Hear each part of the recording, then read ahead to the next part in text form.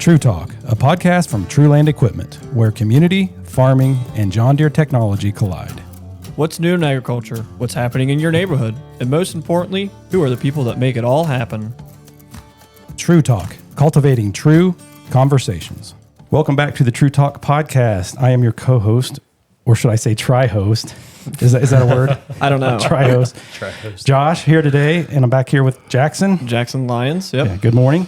And making his return to the True Talk podcast today, ladies and gentlemen, Andy Drerup. That's really, really formal. Welcome. I've been released and back into the wild again. Yeah. Good to have you, Andy. So this has been one we've had in the making for a long time. Super excited about this. Again, in the spirit of people, right? We want to do a good job of highlighting people in our industry and people in general. So today we have one of those people. And I would say probably one of the founding fathers of our Trueland company today. The question is, who's going to introduce Bruce? You or Bruce? Well, shouldn't Bruce introduce himself? I think Bruce could introduce himself. Okay, I'll try that. Yes, Bruce Kennedy, currently assistant to the general manager at Trueland here. Been in this business since 1971. Grew up in the business. My father started the business in 1952 along with my uncle. Wow. So in 1971, came back here to Van Wert to be in the business with my father and my aunt. My aunt retired in 1974, and that's when I was able to become a part ownership of the business with my father. And had 10 good years with my father, who passed away in 1981, rather suddenly. But I sure cherish those 10 years that I had under his wing to kind of learn this business. He was a well-respected man. I've always tried to live up to what he taught me, and I think that's been part of the reason I've been so interested and dedicated to farm equipment industry. Started at a young age, at about 5 years old, when my dad purchased this business, and I always say I got into marketing then. I came into the store one day when I was 5 years old, and I walked around the back counter, and there was a John Deere pedal tractor there. So my eyes got really big, I'm sure. He nodded his head and said, "Yeah, it's yours." So I started riding it around the block that the store downtown was located in. Kind of became the first marketing director, I think, of That's awesome. Kennedy Kuhn at that time. There you go. That's where I start my history here. So, Yeah. So I'm not great at math, but that tells me he's been in this business for over 50 years. Correct. Well over. And the family's been in the business for probably almost 75 years. well, yes, my dad's 73. Yeah, in 52. Wow. So my dad and my uncle. That's impressive. Been a nice long road. And you saying that, Josh, makes me feel really old now because my internship was the 50th anniversary. That's correct. wow. And I helped do the Yes. 50th anniversary celebration field day we had. We did a field day So- here east of town. Andy was a persistent person who wanted to become an intern here. We had never really done much of that type of thing. And so he came in one day, and I sat down and talked with him a little bit. And Tom Brang had just come with us at that time. And so I said to Tom, "Hey, is there some projects we could do this summer, that an intern could help us with?" And he said, "Well, yeah, I'm sure there probably is." I got back in contact with Andy, and I said to Andy, "Well, I don't know how this is going to work because we've never done this before. So you can be the guinea pig. We'll see what happens here." So Andy came in, did an internship with us that summer, and had him back the next year. Eventually was hired in as part of, at that time, Kennedy Kuhn. it would have been Kennedy Kuhn, Mm-hmm. because it was in 2005 then that, 3. well, I know, but in 2005 when we Yeah. merged with the Layfeld family down in Coldwater. That's what I told Andy. That was the first experiment we had in it with internships, and it's He's still become, here. and he's still here. He hasn't got rid of me yet. And it's become something that we've been doing, and we've gotten some great people from our internship. So I guess it was a great move at the time, which we didn't really know what it was going to turn out to be, but it's all worked out well. That's pretty cool. So many questions already, right? Yeah. I want to know what model that toy tractor was. Do you actually It was remember a that? John Deere 60, and I still have it. You do. Oh. Yes. That one. Yeah, it's been through our family. My sister was 5 years younger than me, so she had it. And then a couple of my cousins had it. And it came back to us when, after it was some of my sister's kids, and it's been around different places. So, but we do have it. That's awesome. I got it Actually, it's in storage right now. Okay. No, I'm sure. Yeah. I'm sure it's had a few sets of tires on it, and probably Maybe a some paint new job, right? Yeah, some new cogs on the gear drive and that type of thing. But That's yeah, cool. it's still there. That's So, cool. That's cool. So at that point, it was just one store, right? It was one store. And at where that was time. that located? Well, it was in Van Wert, down on the Walnut Street and Central. It was on that corner. And there was at that time, there was a city block around that, and there was the Ford dealer, the Ford tractor dealer was right beside us, and there was a Ford automobile dealership across the street with a bowling alley on top of it with hand spotters, pick the pins up and set them up again. That was, again, in 52. So we were there for just 3 years. And then we moved way out of town, out by the fairground at that time in 1955. Moved the location out there. As you felt like you were immediately going to start needing some new room. I mean, think about that city setting of the Ford dealership and the tractor dealership. That was pretty common. We shared an We're alley. the same block. Yeah, we shared an alley. Yeah. We shared an alley you went down through. And you just had small 2-cylinder tractors and Well, didn't need the 2-row space. and 4-row planters Right. and all that type of thing. And one of the amazing things that I remember, again, being a kid at that point in time, but when we built the new building out across the fairground, we had like a 16-foot door in the side of the building. Big back then. Massive, big. right. You got 2-row planters and 4-row planters. That progression went from another building that we built out by the fairground, which had a 27-foot door. Then we had a 30-foot door. Wow. And then we moved out here on Liberty Union in 2007. We had a 40-foot door. And finally we decided, well, you can't make a door bigger than, you never can get up with, because now we need a 63-foot door. Yeah. And so you just transport them endways. That's right. what you got to do to get them in the building. So that's kind of been an evolution of what's happened in the farm equipment industry when you look at the entry doors you have to work on machinery. So building height and door size, right? That's right. Funny it concept. becomes pretty important. It becomes pretty important. So, but yeah, that's, like I say, that's kind of an interesting track of what's happened. When every time you moved, did you usually have to build a fresh building at that point? I mean, We did, yeah. In 1955, when we moved out there, it was like it was 60 by 132 building, had parts, service, sales, the whole thing in it. big back then. Yeah. Then in 74, we added another building. I think it was about a 60 by 90, and we did combine work set up in there, and that was in 74 or 5. Then the next year, we built a building on the back part of the lot, and we used that for a tractor shop, and that was like a 50 by 75, I think. So we had a location with 3 buildings on it.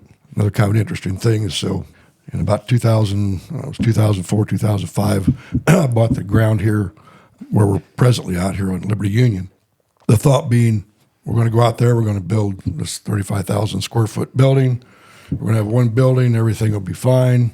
Well, it didn't take very long, and we were back to the point where we had 3 buildings again. Yeah. So, and then added a 4th one. So those plans for what the facility is going to be, you think you make the plans that are always right for the time and 10 years down the road, but it doesn't seem to work out that way. We built this building. I'll never forget. We built this building and we had the open house. We're like, yeah, we increased the shop size by this much. We can put everything under one roof. That's the goal. Is we'll have everything under one roof, and it's going to be so handy for the customers, for us. And it lasted a couple of years. I'm like, I think it's it time was- to add a building. Well, I was going to say, so how many buildings are there here now, right? Now there's 4 buildings. There's 4 here on buildings. property, 4, so- and you guys just finished building that cold storage That building, fourth right? one, The yeah. 4th That one. was the 4th one. Yeah. And actually the main building, the training center that we're in right now, wasn't there. We added this on in 2014, I think it was. Yep. 15, we built the first outside building. 17, I think, or It was 17 or 18. We did, and the then we third just building. did the cold storage building here 3 years ago, I think, or so. So there's no question, I mean, how much change you've seen, but I guess I'm curious, going back to the 50s and when you were young, you were witnessing change right away with what your father was going through in moving buildings, and you saw equipment changing at a young age. Did you see that, and did it kind of make a vision for you to see, hey, this is maybe where this business is going to keep going? What did you think back then as you saw those early transitions and need for more space, and then changes in equipment sizes, even on that smaller scale? I think the big thing back at that time was it's kind of interesting in that my dad and some other farmers here and the county agent at that time, way back probably been in this early 60s, they had the idea of strip till. And they had, I think it was a 494A planter, and they took some rotary hoe wheels and some tines from a harrow and stuff and tried to come up with some type of a planting situation where they could just concentrate on that Rotill 6-8 inches of ground, plant the crop in. The issue was that there wasn't the type of equipment that you needed, like the single coulters and the row wheels and things that we have today. But they were doing this back in the early 60s, experimenting with that, and had the idea of what you needed to do. You didn't have the equipment to do it. You didn't have the seed to do it. And there were just a lot of things that it was a little bit before its time, but the idea was there. So I think a lot of innovation happened back at that time that we just kind of experimented with a little bit and saw, well, this isn't quite what we need, but eventually things transitioned to where it became the practice.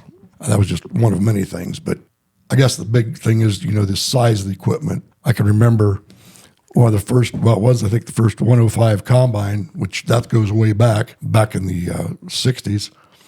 The first time we saw one of those, customer that was purchasing it, we went to another dealership to look at one, and I just remember we walked up to it and we said, wow, that's got 23 126 tires on it. Those are gigantic, 20-foot header. And, the customer's question was, well, who's going to want this thing when I'm done with it?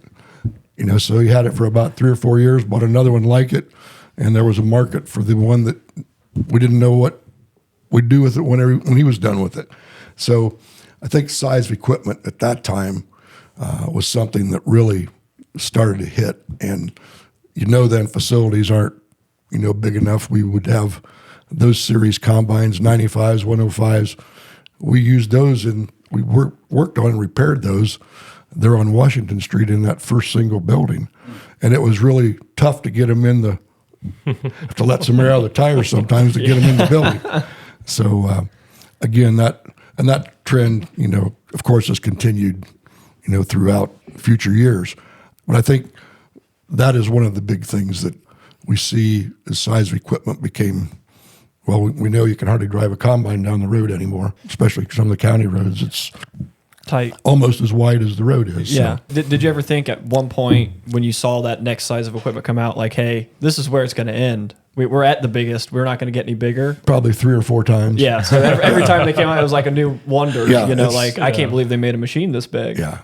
And I don't know where that trend goes. We start talking about, now we're getting way ahead. We start talking about autonomous equipment and, where we want to have, 4 6-row planters that go out and do what a 24-row does, or where we're headed. Where we're going. Yeah. The change that we've seen even in the last 5 or 10 years is not even thinking about from the 1950s and 60s to today. It sounds almost like when that combine came onto the market, it almost changed the way you did business to where you started having more trade-ins, a lot more trading and became a true equipment lineup dealer with, trade-ins. Yeah, I think that's true. Of course, the numbers back at those times were so many more units than we see today.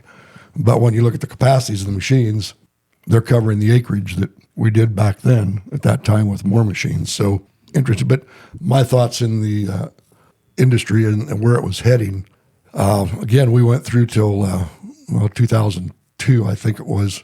We were a single store until that point in time. And then in 2005, with the Layfeld merger, that started the growth pattern. And it's not so much that when you look at the market today and all the specialties that you have to have, just like, different departments that we have today with integrated solutions and that type of thing, you got to have some scale to be able to get into that in a big way to make it satisfactory for customers.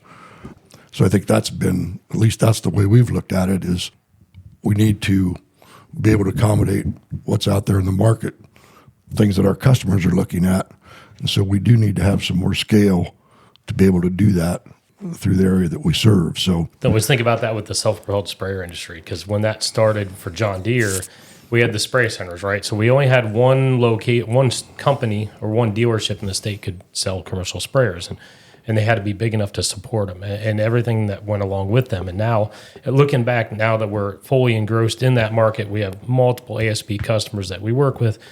Looking back to the single store days when I started, there's no way we could have supported those machines and the acres they cover as a single entity. We've got to have that growth of multiple people and experiences and abilities to be able to cover what we do today. you have to have the scale to be able to do that well too. And you probably went through that multiple times, though. I'm just thinking there was probably these just moments, okay, maybe the sound guard cab and the 4430 and a 12-row planter. It was a change, right? Well, now we had to have this kind of technician in this kind of space. And then something else came, maybe the front wheel assist, and you probably have these little points of transition throughout your career where you had to scale up every time, right? We had that with front wheel drive tractors in the 30 series. There were some in the 20 series, but you didn't see any of them around here.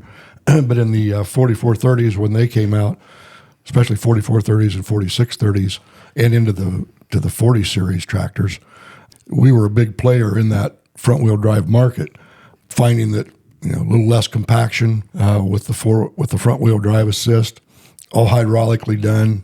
It was quite a innovation at the time. It had been around for a while, but hadn't really been used that much. That again brought in new technology, special tools you had to buy. I mean, it's all those type of things, and you don't think about the background things that it takes to support all that. I remember my dad telling me the story, 60, when they had the big event in Dallas, Texas, where they introduced the 3010s, 4010s. And I remember my dad saying they were flying back from flying they had at Dallas back to Columbus, and flight got up in the air, and they're progressing. The territory managers were coming around with special tool order forms that you had to sign to get the special tools it took to split a 10 series tractor and things that needed to, reconfigure the clutch and all that. And I'm probably not right on this number, but I think he said the special tool things were around $1,000 at that time. The tractor cost, $5,500. So Yeah. he said, I think there were a few guys who wanted to jump out of the plane. Sure. And that was just the tip of the iceberg of things that we as a dealership have to invest in to be able to take care of things, Yeah. the product that's out there. So, and that's been an ongoing process. Everything new that comes out, why there's something else that means more investment supporting that product. So, Right. I was going to say anymore now, jumping further ahead again, you talk about specialty tools. Well, there are those specialty tools still, but we're starting to trade some of those specialty tools out for specialty computers, specialty software, right? So talk about that scaling and evolution, how you got to support out that way now digitally to support the products that are here now. But I guess I want to go back too, because you talked about expanding and that scale, and you talked about that first merger, right, with the Leyfeld implement into Kinfeld Group. I guess, what was that thought process behind that? Because you said before that you were a single store, and so you were merging with the Leyfeld Group, which I think they had maybe 2 stores at that time. yes. And so that doesn't seem like a lot compared to numbers now, right? Yeah, at that time we had East Allen also at Woodburn at that time. I think that all just came about from the thought of looking at where we're headed, and we were competitors, but we were friendly competitors. We had grown up in the business together. Paul Leyfeld started a Case dealership in 1947 when he got back in the service. My dad got involved in the John Deere business when he got back in 46 over at the Spencerville store, Spencerville Implement at that time. I think as we progressed here into the 2000s and we all saw where everything was headed, you're going to have to build some more scale to be able to bring to fruition all the things we saw coming down the road. Yeah. And so it kind of just became a mutual, you get things done by talking to people, and we just kind of got in conversation about, where we headed and how we're going to approach all this. And so that was the basis for That merger. us getting together in 2005. Do you think like after that first merger, you said, okay, one and done. We're going to sit here for a while. Or do you think you were still looking forward? After a couple of years, said, hey, we're going to have to continue to scale out, right? Or do you think it was a one and done? No, I think the idea at that time, from our standpoint, was you're going to have to continue to expand the market. So again, you just get into conversations with people, and it doesn't always happen real quick. Yeah. Sometimes it's a longer process. Sure. But that's what we've seen in that thing. So dealers figure it out. I think that's kind of always been my mantra, is that we'll figure out what we need to do to take care of customers. Were mergers common yet at that point? Or They were starting to become, more common. Again, when you look at capital investment and everything that it takes to do all these things, if you're going to be a player, you got to stay. Or else get out of the business. It was that or get out, right? Mm-hmm. And that was kind of the trend there in the, I'd say late 2014, 15 in those areas. Yeah, that's how that all kind of came about. Yeah. And I guess that would take us also, because it was, that first merger was in Kenfeld Group and then picked up another round of stores and then became Truland just here 2023. Yes, August of 2023. Yeah. The thing with the Lichty Group, that was in, remember the date, it was 11/1/11, so it was pretty easy to remember. But that was in November of 2011 then when we put that together. Yeah, that was, again, familiar with the territory. The crops were pretty much the same. Got a taste of some livestock and stuff when we were with Layfeld Group, because they were big in dairy, and Mercer County is a big producer and big gross livestock ag stuff. And so, again, those have all been pretty much similar trade areas and that type of thing, which I think has been good when we have done these mergers, is that we're familiar with the products, and it's not a lot of change in, day-to-day operations from that point. How did your roles or your work days or your workload change in those mergers? I mean, did you just divvy things up? I mean, what changed for you? We just kind of we got the two companies together and just figured out, actually, add some new positions when you're doing something like that. There's a lot of backroom stuff that happens, with insurance and retirement plans and just the physical plant of everything. So a lot of those things, some different job responsibilities got moved around different places.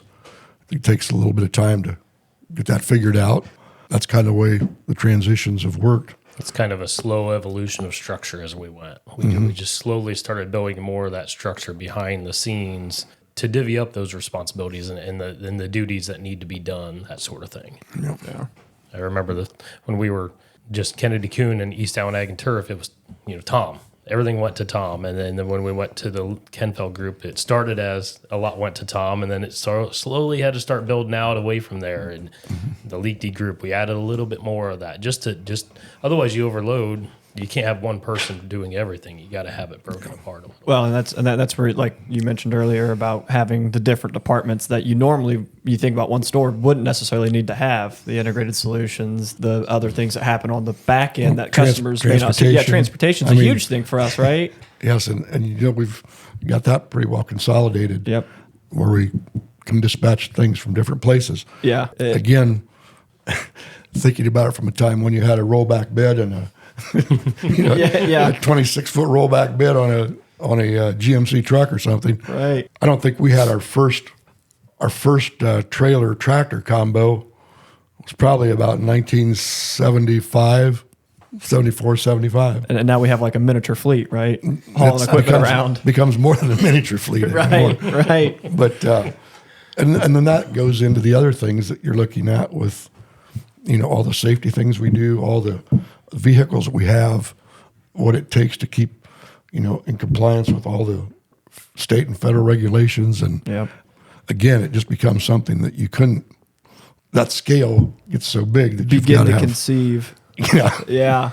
one of our favorite podcasts that we've done, we did with Marty Catron, who was, had been a parts man for 40 years. And we took him back to when he started and talked about writing the parts tickets and then the microfiche. And so talk about some of those things you've seen on the administrative side. Well, when I was, in high school and stuff, I would work some in the summertime. And even as a young kid, around the dealership, you might be hanging around there and it's planter time and go get some planter plates. Give me 6 planter plates for this planter. So I run back to the bin, pull 6 of them out, bring them up, set them on the counter. One of the things I remember vividly about that, it was a couple years after that. My dad and I were out. We'd meet some of the FFA guys out at Moline in the summer, and they'd give them a plant tour. And the advisors for the FFAs here at Lincoln View and Crestview always planned Western trips. So that would be a good thing. They'd leave on a Monday morning and get out to Moline for lunch, have lunch for them, and give them some factory tours. So I was probably 10, 11 years old, I suppose. And the one time we went through the planter works, and I just remember going down the line, and they had the carbon material that they made the bottom plates out of the planter. And for me as a kid, looking at that, there's a bunch of dust over here, mm-hmm. And all of a sudden we have this this bottom plate for a planter, and I'd go back, and I suppose they were $1 a piece or something at that time, mm-hmm. toss them on the counter and not think anything about it. Gee, what really made that? How did this happen? Right. And so I think from that time on, I always had the feeling that customers should go tour a factory. They should see what all goes into the product that comes out from the dealership and is delivered on their ground, whether it's a planter part or it's a tractor or a combine. When you think about this and you think of the production and all the things that happen to make that final product, it's just, even back at that time, it was amazing. And today it's even more amazing. Right. Well, yeah. So the complications, the complexity of machines, and we've used, the gold key things. We've used a lot of that with farmers, and I think it's a good experience to see how all that happens. Right. Well, and how incredibly efficient they are at putting together those machines, right? Because that's something that is kind of hard to comprehend even now, especially now when you look at, like, say, a combine that comes out, and it's a very intricate machine.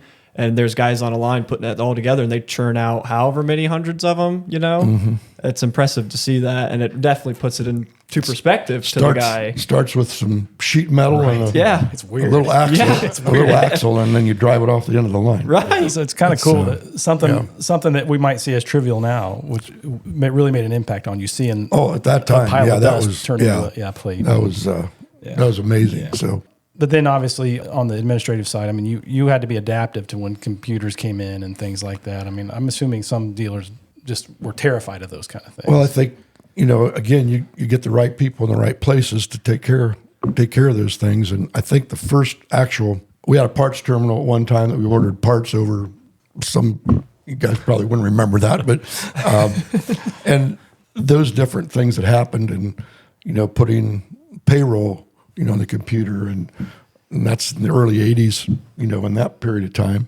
Those are all milestones that today we look back, and it was pretty complicated back then.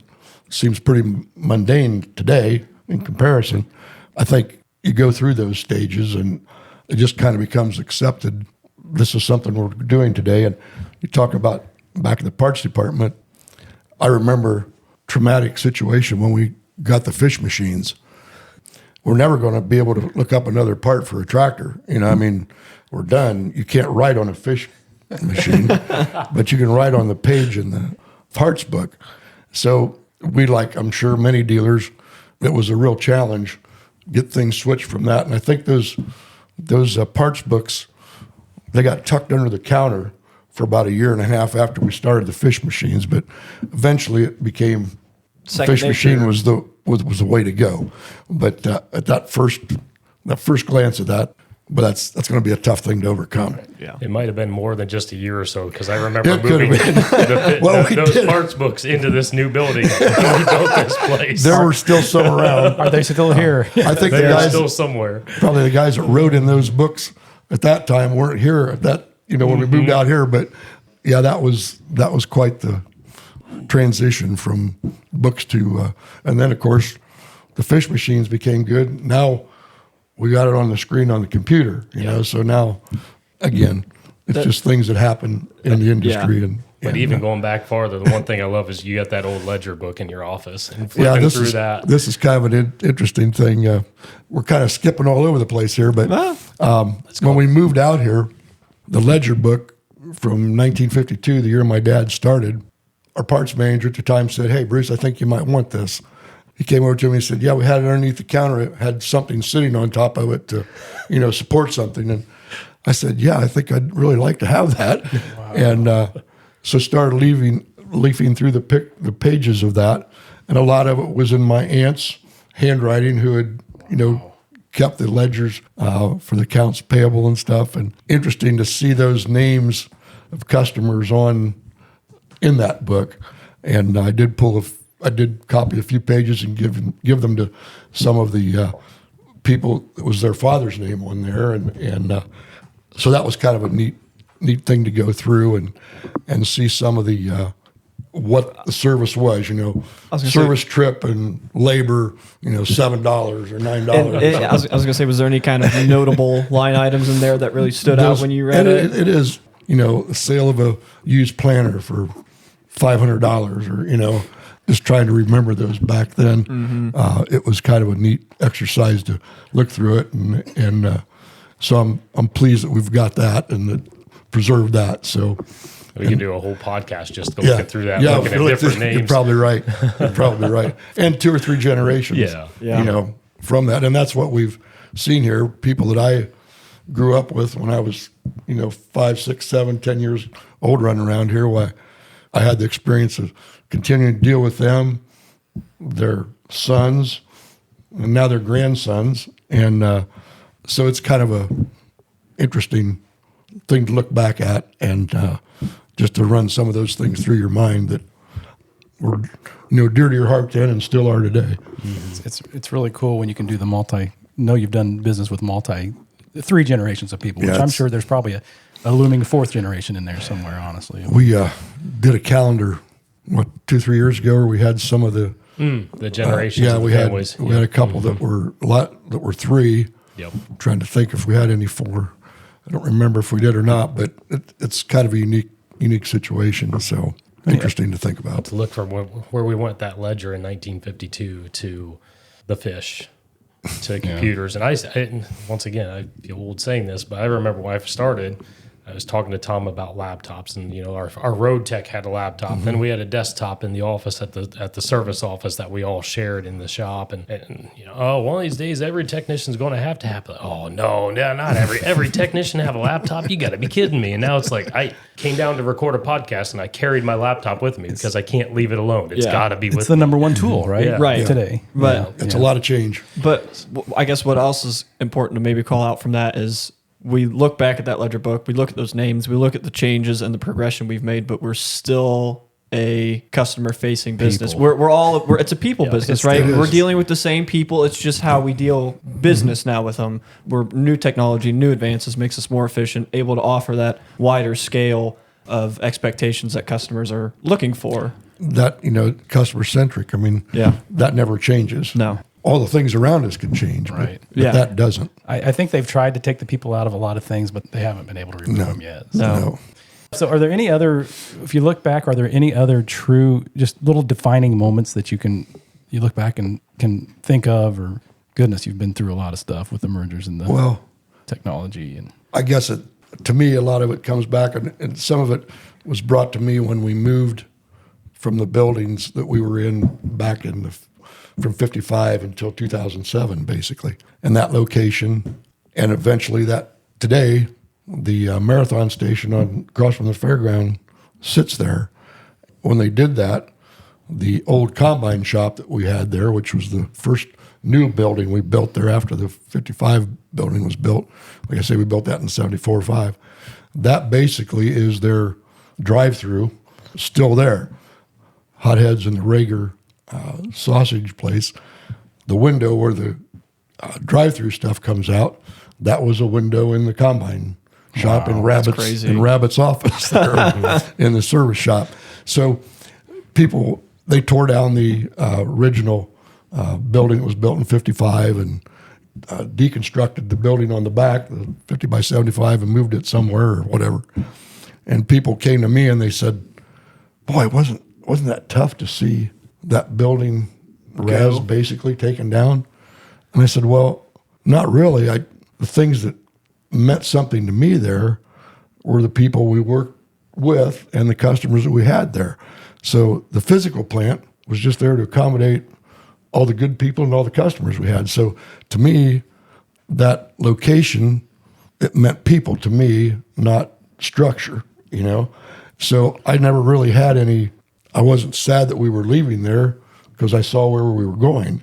Yeah. And and those people transitioned to here. So it's always been about the people that were there, not what the physical structure was. And that's kind of the way I continually view the business. It's about the people we serve. Right. And that means our own team members and the customers we have out in the communities that we serve. So yeah. That's a great theme. Right, Really. I agree. Well, and I think part of that theme, we're TrueLand now, and I think I've heard you talk about this before about how we came up with the name, or the name TrueLand was picked upon or decided was part of that theme about how we're people facing. It's all about the people that we deal with, right? You know, in the TrueLand part of it, you know, we've got the residential stuff, the land, we've got the construction site, and then we've got the agricultural site. So I think you see in the logo a little bit, we've got the little line that goes through, kind of represents everything that's out there. So, that's how most of that came about. Yeah. Obviously, you're obviously towards the end of your career, and I think you could work another 20 years. You seem to be pretty sharp to me. But it's crazy where we've gotten. Let's be honest. The driverless tractors. Do you ever think about what could come next in this business? Is that something you ever? I think about? 8 or 10 years ago we had some discussion about autonomy, and we've done this a number of years. I remember Andy. We went to. I belong to a Vanward Service Club, and we did a meeting at our meeting place. For a period of time, we met out here at the Elks Club, and we took I don't remember what tractor it was, Andy. We took one out and did the path so it would drive itself around the parking lot, and that's been at least 10 years ago. A little bit more. Okay, so there you go. But it was amazing because we have in our service club, we have a lot of urban people that are in that. So they were questioning me when they started hearing about this, and I said, Andy, hey, let's do a program someday. So that's what we did. So we went down before and mapped out the track the tractor was going to run. So we did the presentation in the hall, and then said, now we want everybody to come outside. And it was amazing. They would get in the tractor with Andy, put them in the seat, and they could sit there and watch the tractor drive the path that we had intended. So I think from that point, the autonomy thing, we knew it was going to happen. The other thing was also looking at that time, scale of machinery and how big can we get and what will we see in the future going out to plant a field of corn. Will it be a self-propelled unit that's got all its own goodies with it? Yep. And so I think always looking to the future and trying to imagine what we're going to be doing. Tough to predict, but we know it's going to be progressive. I your dad's been gone a long time, but I wonder what he would think if he could see where we've come. Oh, my goodness. Yeah, my dad passed in 1981, and I get that question a lot, too. Yeah. As I say, back in the 50s, they were looking at, it wasn't that they didn't look forward, too. Right. So I think when he'd look at the operation and the things that are available out to our customers in the field and everything, I think he would say, as an industry, job well done. Yeah. And that's what I always tell people. Sure. I think that he would be pleased with advances that have been made in the industry because he always was looking down the road to what's the next thing.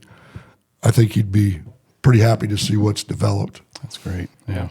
I got to ask this question. So we've talked a lot about people and community. You were inducted into kind of a local Ag Hall of Fame recently. Yes. Can you talk about what that meant to you and just in the community, what community means to you and that kind of thing? Well, yes, that was quite an honor for me, and I appreciated being invited into that group. I think it was the 4th or 5th inductee. It was a nice reception, and got to speak a little bit about different things, and I attribute what I've been able to do to my dad and my mom, and it was just kind of an honor for me to recognize my dad for what he had done in agriculture in Van Wert County.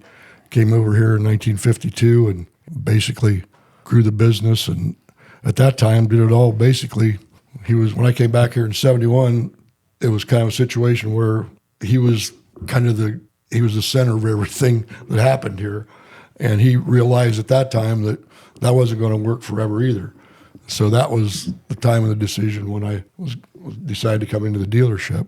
I did kind of use that opportunity a little bit to talk to some of the younger people that were there and describe to them some of the opportunity that there is in agriculture. And I think younger people that are interested in, they may not be able to be a farmer or they may not be able to be an actual operator, but it's such a conduit to be able to be involved with agriculture through a dealership.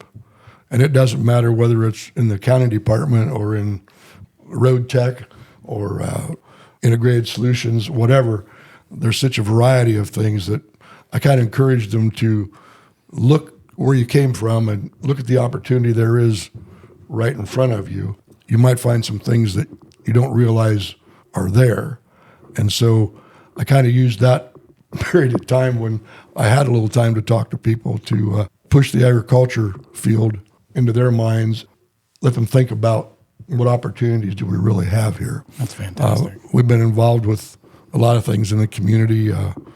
Was on the foundation, Van Wert County Foundation board for about 30 years, been involved in a lot of civic organizations, and I've always felt that that's part of what we should be doing as a business that represents our county, and I've always had kind of a spot in my heart to do those kind of things, like to be involved in the community and projects that are being developed in our community. So that's great. I've been happy to do that kind of volunteer stuff. So that banquet night was fun. So that was a soil water conservation district Farm Bureau joint banquet that we held, and it was a fun evening. It was a great evening. And the one thing I remember from that, a friend of mine, Craig Pullman, who was the president of Soil Water that night, he did the introduction, and he brought up on the stage with him a toy tractor that Bruce given him back when he was 5 or 6 years old. Goes back to the community thing and being involved with those families for generations. And I think he still has that tractor. That's fantastic. He probably does. Probably does. Those are messages that people need to hear. You know, as we get farther and farther away from agriculture, that was a great message. You know, and that's what people need to hear. Our listeners need to hear too. That's right. To be honest with you. So. What a pleasure. This has been an absolute pleasure for me. Yeah, Bruce, thanks for being on. Well, thank you very much. Thanks for having me. Yep. Enjoyed it. Yep. Enjoyed it very much. One of our founding fathers of That's the right. Tree Land Equipment. That's Bruce right. Kennedy. It was a pleasure. Great job, and fun reliving that with you. It really was. So, Well, thank you. Talk to you next time.